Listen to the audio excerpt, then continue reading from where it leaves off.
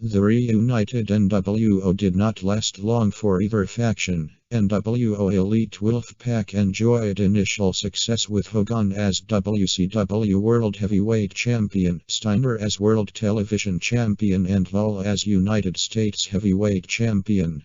However, they were wrecked by injuries when nWo's foot was accidentally backed over by a car and he was put on the shelf and subsequently was stripped of the title, while Luger suffered a torn biceps and as a result he and Miss Elizabeth went on hiatus.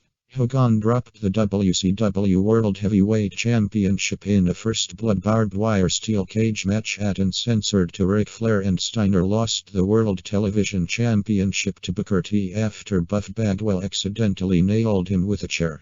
Shortly after, Steiner beat him down and threw him out of the group. Scott later reunited with his brother Rick, who interfered on Scott's behalf during his match with Bagwell at Slamboree in May 1999. A month earlier, Hogan suffered a severe injury during a fatal four-way match with Page, Flair and a returned, white-painted Sting with a returned Randy Savage as the special guest referee at Spring Stampede for the WCW World Heavyweight Championship, which Diamond Dallas Page won, and was put out of action for 3 months. It has been debated whether this injury was legitimate or not. Nash then began a rivalry with Page, who he blamed for causing Hogan's injury, and defeated him for the WCW World Heavyweight Championship at Slamboree. Scott Steiner was forced to go on hiatus due to a back injury and stripped of the United States Heavyweight Championship. Other minor members included Disco Inferno, David Flair, and Samantha. Inferno engaged in a feud with Conan that ended with a loss to him at Spring Stampede, which was the quiet end of his membership, while Flair and Samantha were quietly removed from television following Hogan's title loss at Uncensored.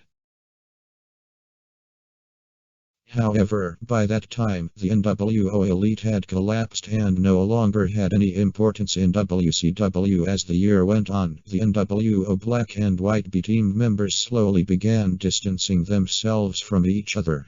Stevie Ray left the group in July to reform Harlem Heat with his brother Booker T. Brian Adams was kicked out of the group on the August 16th episode of Nitro and vanished from WCW programming for some time, eventually forming a tag team with Brian Clark called Chronic. Scott Norton left WCW completely after the September 30th episode of Thunder and returned to Japan.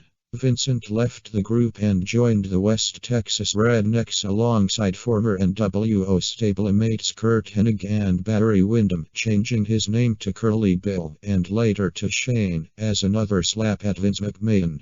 Horace Hogan would quietly go on his own after all of this. Hogan and Nash also entered a feud before the end of the summer.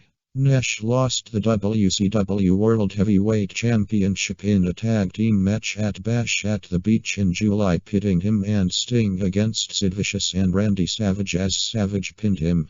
The next night, Hogan returned to Nitro and accepted a challenge from Savage for the championship. Nash interfered by hitting a jackknife powerbomb on Savage and gave Hogan the victory, but the next week Nash attacked Hogan during a match with Vicious and aligned himself with Vicious and Rick Steiner.